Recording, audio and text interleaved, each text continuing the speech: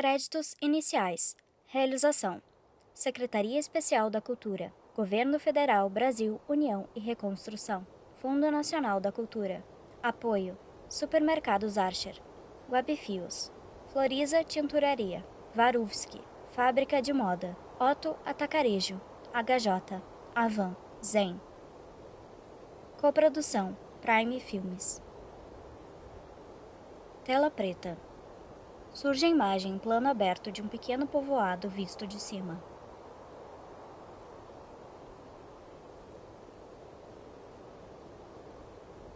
Texto branco. Os núcleos coloniais federais foram criados pelo governo brasileiro no final do século XIX, com o objetivo de incentivar a imigração europeia e promover a colonização de regiões pouco povoadas.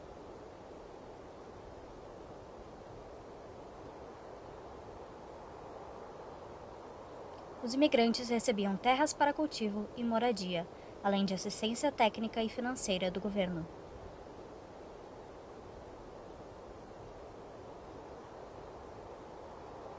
Os núcleos coloniais foram importantes para a ocupação de áreas do interior do Brasil e para o desenvolvimento da agricultura do país. Nem todos prosperaram.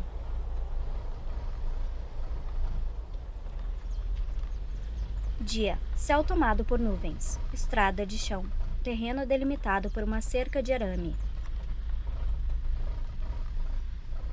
Texto branco. Estabelecido em terras devolutas no oeste do município de Nova Trento, Santa Catarina, o núcleo colonial Senador Esteves Júnior foi implantado em 31 de junho de 1910. O local abrangia 121.600 hectares. Foi nomeado o diretor o Dr. Cisenando de Matos Bourguignon, que escolheu para a sede definitiva o nome de Boteburgo. Fim do texto.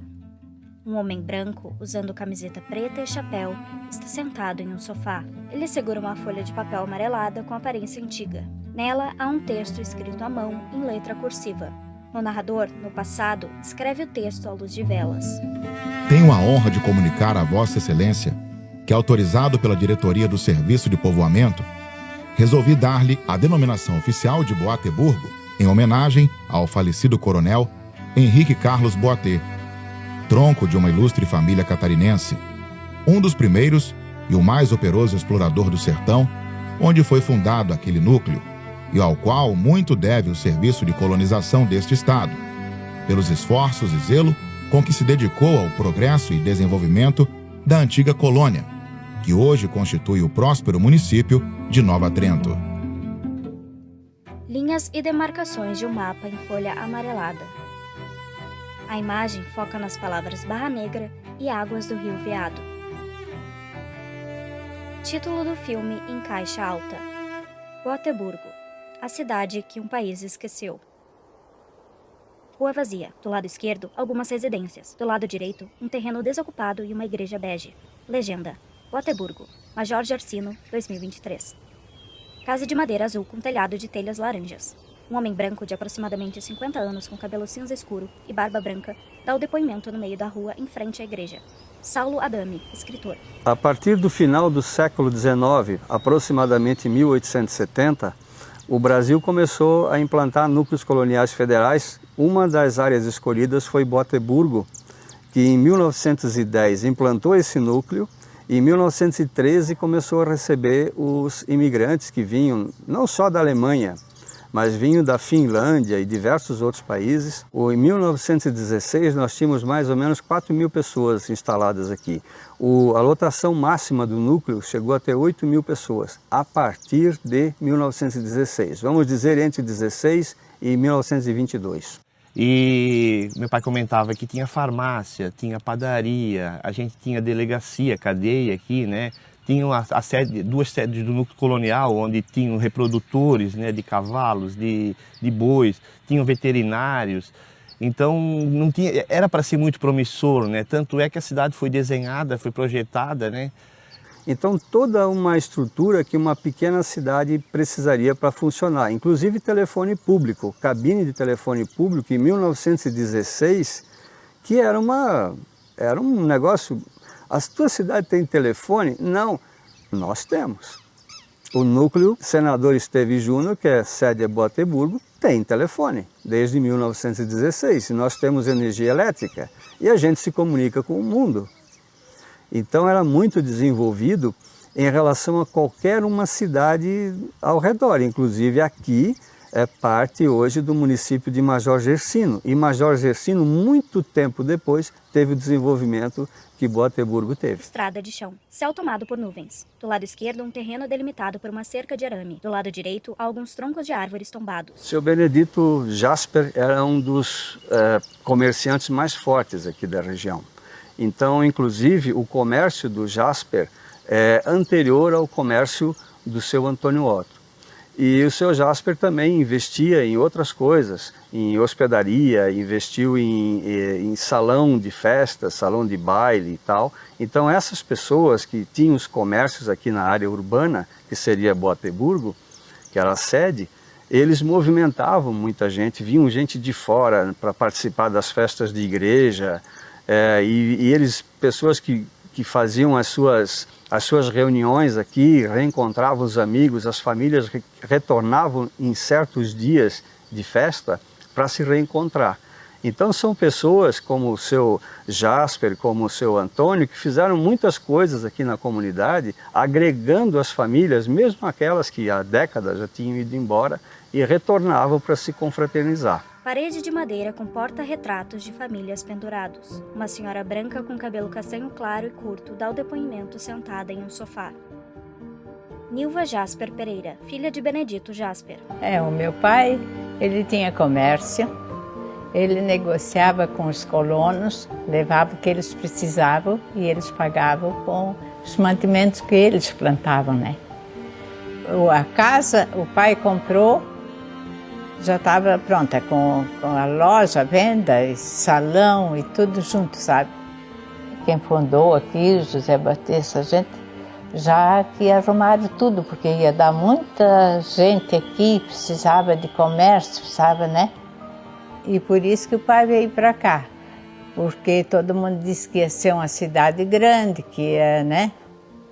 E muita propaganda daqui, mas infelizmente não veio nada. A primeira vez que eu vim para Boateburgo, eu conversei com uma pessoa chamada Antônio Otto. E o seu Antônio Otto, ele tinha uma venda e tinha uma hospedaria, um hotelzinho. E ele veio para cá porque o pai dele disse um dia que a Boateburgo seria a cidade do futuro. E ele acreditou que seria e veio, como muitas outras pessoas vieram de outras cidades, não da imigração europeia. E ele se estabeleceu aqui e me disse que em 1960 o Boateburgo estava no topo do seu desenvolvimento. Alcir Otto, filho de Antônio A Otto. história da minha família começou em 1930, quando o meu avô veio ajudar a abrir uma estrada que dava acesso ao Rio Café. Primeiro meu tio Bastião casou e meu avô falou para ele o seguinte: olha, aquilo lá é um lugar que está crescendo, é um lugar que vai desenvolver e vocês vão se dar bem. E o meu tio Bastião veio para cá, por volta de 1955. E 2 anos depois, meu pai casou e fez o mesmo caminho. Aqui eram dezenas de caminhões que rodavam por aqui a serviço do Estado, fazendo a conservação das ruas, que aí então já eram melhoradas. E ele decidiu investir nessa hospedaria. Eu perguntei para ele se algum dia ele teve uma grande movimentação. Ele disse que a minha hospedaria vivia lotada. Tinha o salão, que era movimentado, o cartório era bem movimentado, correio, né, que toda semana vinha os malotes de Nova Trento para cá, para distribuir. Então era a cidade do futuro, então o futuro tem que ser para todo mundo. Sol forte ilumina um morro arborizado com diferentes tipos de árvores. Um idoso branco, usando chapéu, abre o portão de arame de uma casa amarela e azul.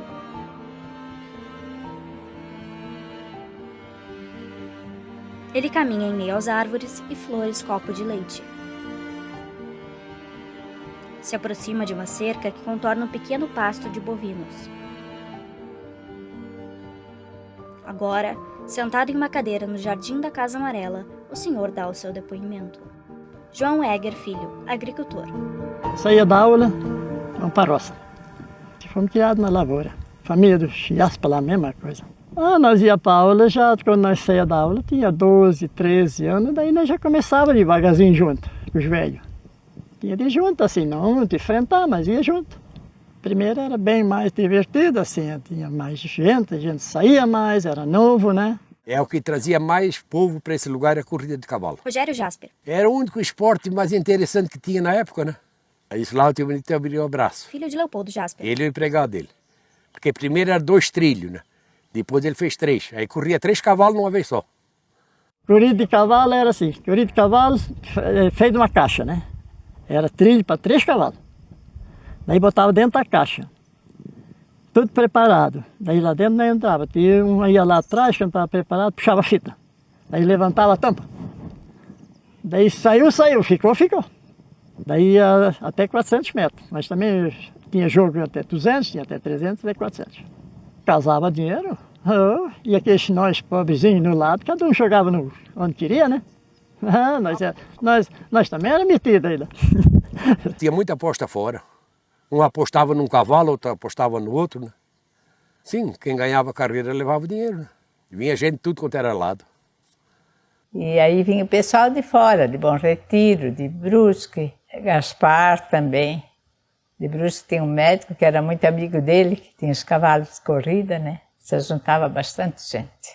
Aí eles se hospedavam aqui, porque tinha casa e depois tinha um rancho muito grande, que era tudo com quartos, né? Que ficava, os que trabalhavam nas carroças, depois quem vinha também ficava ali, né? Fotografia em preto e branco de pessoas reunidas em volta de um avião monomotor. Idosa branca dá o depoimento em frente ao altar da igreja. Noeli Jasper Kreusch, filha de Benedito Jasper. Nós éramos crianças. E o meu irmão pegou o cachorrinho dele e escondeu debaixo da cama, com medo que o avião fosse cair por cima do cachorrinho. Aterrissou na raia ali. Tinha a corrida dos cavalos ali sempre, né? Tinha aqueles trilhos compridos. E ali ele aterrissou. Porque ele, alguma coisa andou quebrando por perto de asa, não sei o que lá dele, alguma coisa. Depois veio os mecânicos e arrumaram. E todo mundo queria encostar a mão no avião. Porque nós nunca tínhamos visto um avião assim perto.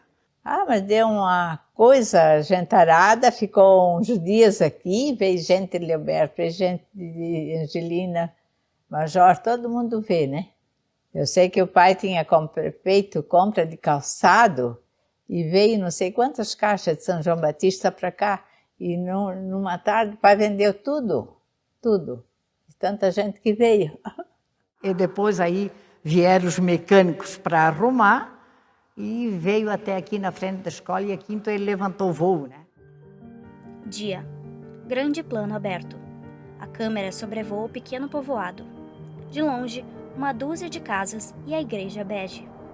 A cidade é rodeada por campos verdes.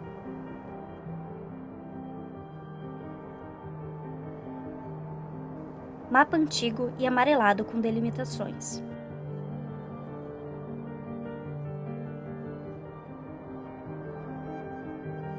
A cruz no topo da igreja entra em contraste com o céu azul cheio de nuvens. Em um pequeno cemitério, flores decorativas balançam com o vento. Uma mulher branca de aproximadamente 40 anos, com cabelo castanho claro e curto, segura uma pilha de documentos antigos. Lê-se em um dos papéis: Estado de Santa Catarina, Administração do Núcleo Colonial Esteves Júnior. A mulher dá o depoimento em frente ao antigo cartório de Boteburgo, uma edificação com paredes beges desbotadas. Karina Jacovitz, pesquisadora. A minha relação com Boitesburgo vem da minha família. Meu bisavô foi chefe do núcleo de Boitesburgo. Ele era poliglota, ele falava 6 idiomas e talvez por causa disso que ele veio para cá, porque ele acabava traduzindo os documentos, né? Mais ou menos atrás de mim ficava o antigo cartório. E foi abandonado esses documentos, né? O vento estava levando, até as crianças da escola estavam brincando. Então a Lúcia sabia que eu gostava e ela juntou tudo. E eu levei esses documentos para Canelinha, né? E lá eu peguei 2 moças que elas catalogaram por data, por assunto, né? Foi lido todos todas as páginas, elas tinham que ler, né? Por causa disso que demorou tanto. Elas ficaram encantadas com as histórias, né? Porque sempre que falava dessa história, que isso aqui foi projetado uma cidade, né, e que não foi adiante, e que por que não foi adiante, meu pai sempre contava que nós tínhamos terra aqui, tinha as estacas das cidades aqui, né, então sempre isso era a história do meu avô, do meu pai. Meu avô tinha uma carta que chegou para ele que era do edifício andar tal, porque, digamos assim, acho que lá nos controles na Alemanha, esse prédio já existia, né? Então, tudo era registrado, tudo, até na farmácia, os medicamentos, tudo era registrado. É impressionante o controle que eles tinham. Eles aqui, nesses documentos, por exemplo, tem quantos alunos tinha na escola, quantas meninas, a assiduidade das meninas, a assiduidade dos meninos. É elaboradíssimo o controle que eles tinham daqui. Nenhum lugar teve esse controle, nenhum lugar teve esse planejamento e esse controle. A ideia seria esses documentos voltar para Boitesburgo, que tivesse, por exemplo, uma biblioteca, onde esses documentos pudessem ser guardados com segurança, né? Infelizmente, isso não é uma tradição no Brasil, né? Eu emprestei alguns documentos, não retornaram, mas o objetivo sempre foi que esses documentos voltassem para Boitesburgo e aqui ficassem. Olha, saiu muita gente daqui, porque principalmente a juventude, porque aqui não tinha estudo, aí o Blumenau, Brusque, Joinville, saiu, aí ficavam os pais, trabalhavam um pouco na roça, né? Tinha a vaca de leite, tinha as coisas deles, né? Mas era tudo bem apuradinho. Não era fácil a vida aqui, não. Ivan Jasper. Nós temos toda uma história por trás disso. Neto de Benedito Jasper. Uma história que poderia ter acontecido como uma grande cidade, uma grande metrópole, e acabou não acontecendo, por uma série de fatores. Olha, eu acho a dificuldade, primeiro aqui, foi as estradas. Que não tinha como, né? Ver que sair carroça daqui, porque não tinha. Aí chovia 2, 3 dias, eles fechavam. Aqui era fechado e lá no Pinheiral também fechado. Esse pedaço não passava ninguém. Tinha que secar a estrada para depois passar. Isso é uma dificuldade grande. Depois então foram arrumando, foi indo, aí já o pessoal começou a comprar caminhão, mas aí era tarde. Tela preta. Texto branco. Na década de 1970, cerca de 57% dos catarinenses viviam no meio rural. De 1966 a 2000, cerca de 174 mil pessoas deixaram o campo. Se tu pegar na década de 30, 20, não tinha problema, aqui ia continuar crescendo. Mas depois, com a questão dos automóveis, veio a BR-470. Por que alguém de Rio do Sul, Imbuia e Tuporanga vai escoar um produto por aqui? Se a via não se permite, lá tinha um asfalto, enquanto eram bois, cavalos, tanto faz por onde tu escoa. Então se escoava daqui, ia para Brusque, daqui ia para Itajaí para exportação, é óbvio, é mais perto, se tu colocar em linha reta aqui é mais próximo, mas por lá que foi feito a 470, e aí diminuiu mais ainda. E o outro problema é que houve uma série de más administrações. Não significa que todos que assumiram a administração do núcleo fossem bandidos, não era isso também. Mas alguns, eles capricharam em ferrar as pessoas que moravam aqui, que na hora de fazer a prestação de contas, trazer o pagamento para as pessoas que eram funcionárias do núcleo e também para o povo em geral que ajudava a fazer a conservação das ruas e das estradas vicinais, eles simplesmente pegavam o dinheiro que era buscado em Florianópolis e não voltavam nem o administrador nem o dinheiro. Então isso desanimou muita gente que estava aqui. Poxa, eu trabalhei 1 mês, trabalhei 2 meses, quando é para receber meu dinheiro? Cadê meu dinheiro e cadê o cara que estava aqui até a semana passada? E ele ia embora. E o governo federal, até onde se sabe, não punia essas pessoas que faziam essa sacanagem. Às vezes eles eram funcionários públicos de carreira, então eles eram alocados em outras áreas e sei lá o que acontecia com eles. E passados uns 30, 60, 90 dias, que a comunicação não era tão fácil, novos administradores vinham. E acabava na sequência aparecendo um outro tipo, como aquele cara que fez a sacanagem, que fugiu com dinheiro. E isso era comum. E infelizmente, por um lado, e felizmente por outro lado, pelo seguinte, constava dos relatórios. Então se sabia exatamente quem fazia a sacanagem, quem era o cara, de onde ele veio, qual era o montante. E aqui se movimentava muito dinheiro, porque era uma cidade. Então imagine o tamanho do furo, né? E o governo federal ia suprindo mais do que questionando. A tela escurece. Texto branco sobre tela preta. Em vários núcleos coloniais federais do Paraná, Rio Grande do Sul e de Santa Catarina foram registrados casos de corrupção e desmando, ao longo de mais de 100 anos. Quando que o núcleo deu o primeiro passo para trás? E um momento houve na história que o governo federal, quando assumiu o Jânio Quadros, encarregou alguns fiscais de visitar essas cidades do futuro e eles vieram. Fizeram uma reunião com a comunidade e também com o administrador. Trouxeram as plantas, trouxeram os mapas de instalação e eles perguntaram: o senhor que administra aqui, nós não vimos um prédio de 3 pavimentos aqui do centro da cidade? Aí o administrador deu uma risadinha e disse: não, meu irmão, aqui é tudo rasteirinho, é um piso só. Então, por aí tens uma noção do volume da corrupção que era.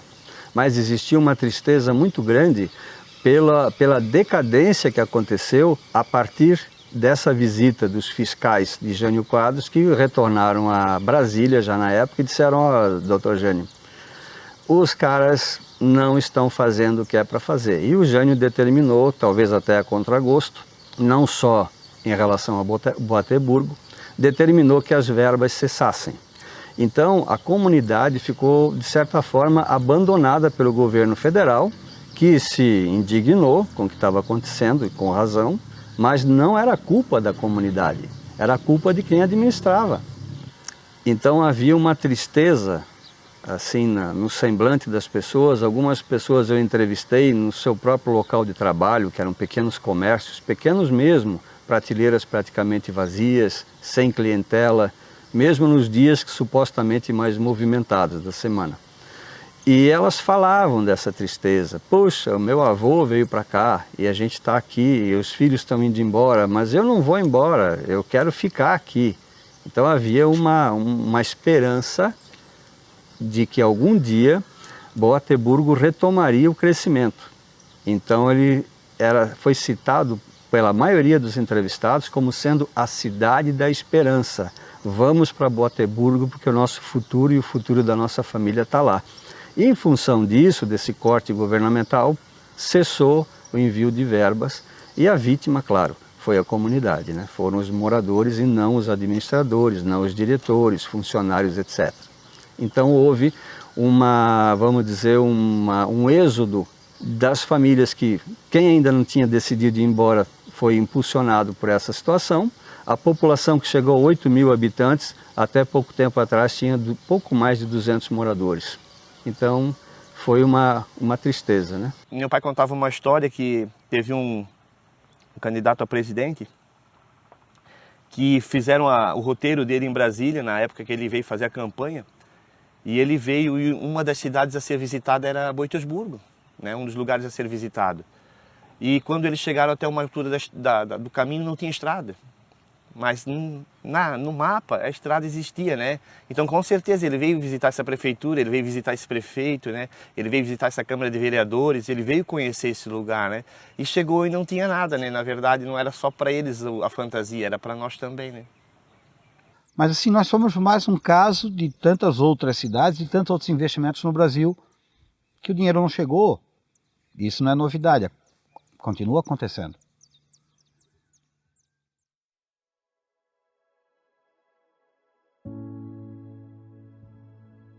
Dia. A câmera sobrevoa a pequena cidade. Vê-se estradas de chão, morros, açudes, plantações, o cemitério, animais pastando, algumas casas simples, grandes porções de terra e campo e colinas distantes cobertas por árvores.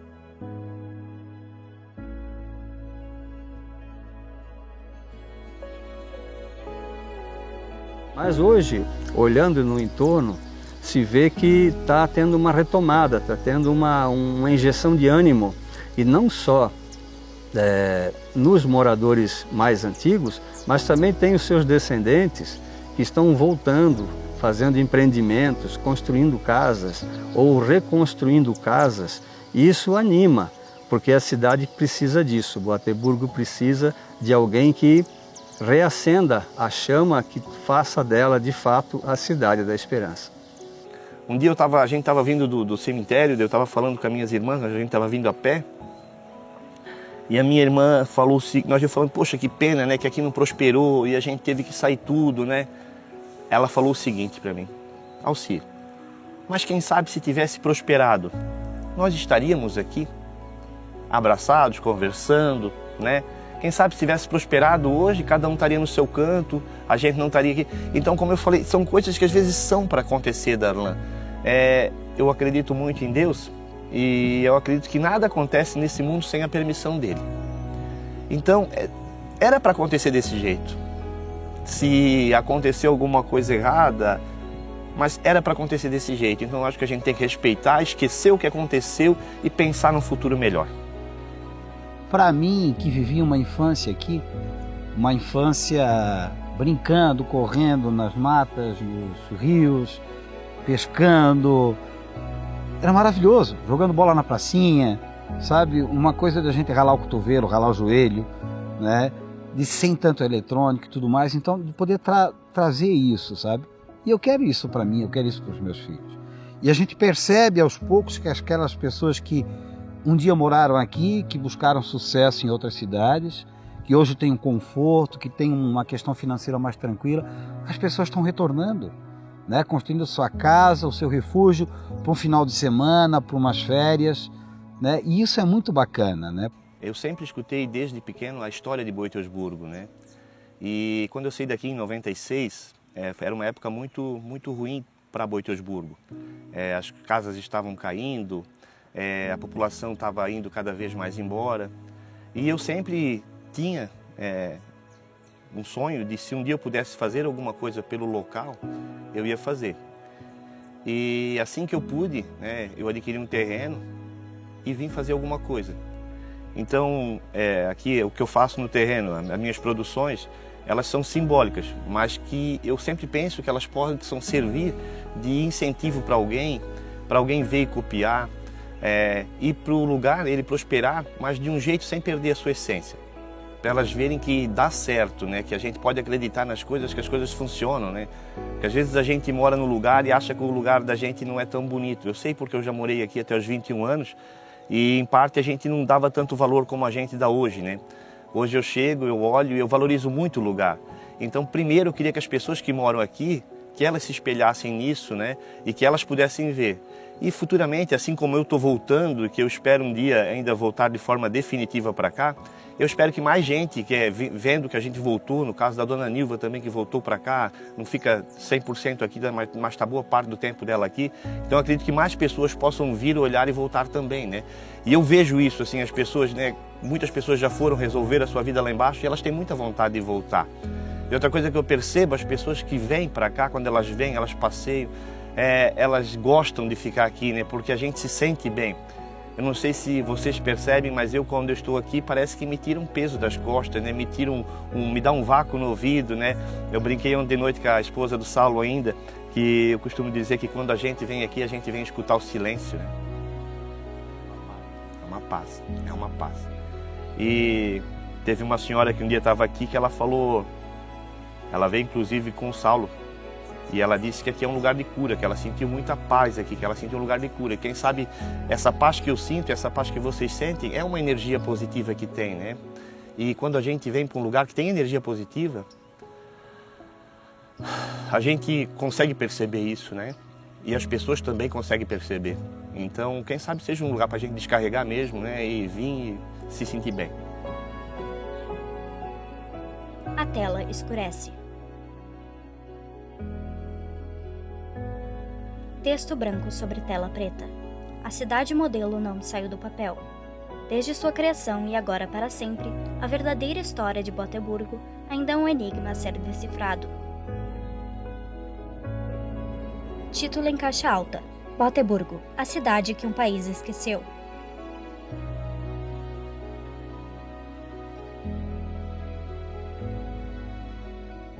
Baseado na pesquisa e livro de Saulo Adami.